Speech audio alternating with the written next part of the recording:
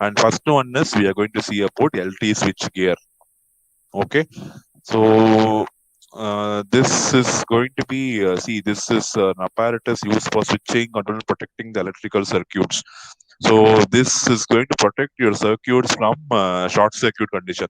See, I told you we have two conditions: open circuit and short circuit, right? So among these two, I would preferably say short circuit is going to be the worst condition because heavy current is going to flow and it is going to damage your entire circuit.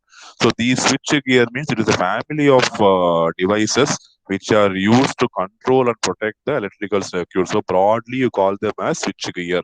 LT is low tension for low tension means whatever we are getting in the house, that is going to be LT only, low tension.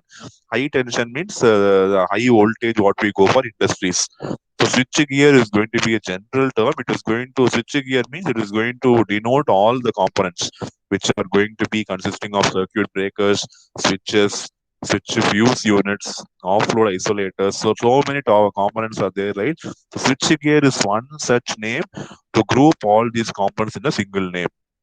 So different types of switch gears can be the circuit breakers and other thing what you have, what we have in the syllabus.